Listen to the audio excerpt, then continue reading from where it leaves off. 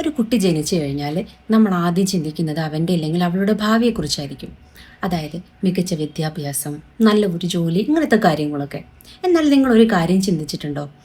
ഇപ്പോൾ നമ്മൾ മെഡിസിനോ എഞ്ചിനീയറിങ്ങിനോ അല്ലെങ്കിൽ വിദേശ പഠനത്തിനോ ചിലവാക്കുന്ന ക്യാഷ് ആയിരിക്കില്ല ഒരു 10 വർഷം കഴിഞ്ഞാലുണ്ടാവുക.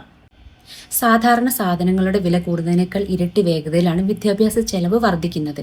ഇന്ത്യയിൽ ഇതിൻ്റെ ഒരു കണക്ക് എങ്ങനെയാണെന്ന് വെച്ചാൽ 10-12% ആണ് പ്രതിവർഷം എഡ്യൂക്കേഷൻ ഇൻഫ്ലേഷൻ ഉണ്ടായിക്കൊണ്ടിരിക്കുന്നത്. ഒരു ലളിതമായിട്ടുള്ള കണക്ക് പറയാം.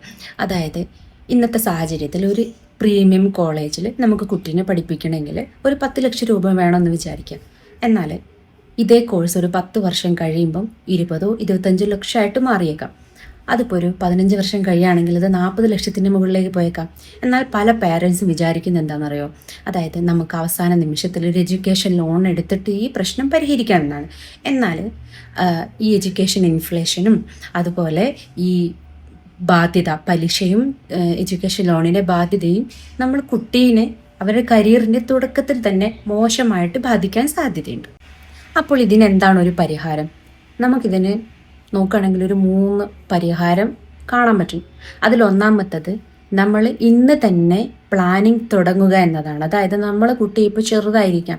അതായത് എൻ്റെ കുഞ്ഞൊക്കെ ഇപ്പം 3 വയസ്സൊക്കെ ആവുന്നേ ഉള്ളൂ. അപ്പോൾ ഞാൻ എന്ത് ചെയ്യണം? ഞാൻ ഇപ്പം തന്നെ അതിനുള്ള പ്ലാനിങ് തുടങ്ങണം. എന്നാൽ നമുക്കൊരു ദീർഘകാലത്തേക്ക് നമ്മളൊരു പ്ലാൻ ഇപ്പോഴേ ചെയ്തിരിക്കുമ്പോൾ അന്ന് നമുക്ക് ബുദ്ധിമുട്ടേണ്ടി വരില്ല.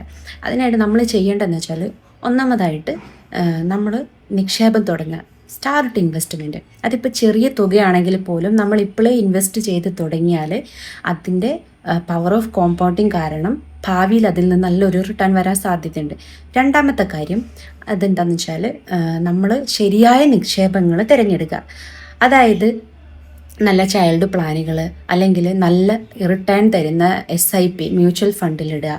അതുപോലെ നമുക്ക് ചെയ്യാൻ പറ്റുന്ന വേറൊരു കാര്യം സുകന്യ സമൃദ്ധി യോജന. പെൺകുട്ടികൾക്കാണെങ്കിൽ നമുക്ക് അതും യൂസ് ചെയ്യാൻ പറ്റും. അങ്ങനെ നമ്മൾ ഒരു വ്യക്തമായ പ്ലാനിങ്ങിൽ കൂടി നമ്മൾ ശരിയായ രീതിയിൽ നിക്ഷേപങ്ങൾ ചെയ്യുകയും ഇൻവെസ്റ്റ് ചെയ്യുകയും ചെയ്തു കഴിഞ്ഞാൽ നമുക്കൊരു പരിധി വരെ ഈ ഒരു പ്രശ്നം ഭാവിയിൽ പരിഹരിക്കാൻ സാധിക്കും. പിന്നെ മൂന്നാമത്തെ ഒരു കാര്യം എന്താണെന്ന് വെച്ചാൽ നമ്മൾ മാതാപിതാക്കൾ തന്നെ കുട്ടികളുടെ പഠന ചെലവ് പൂർണ്ണമായി വഹിക്കണമെന്നൊരു കാര്യമില്ല.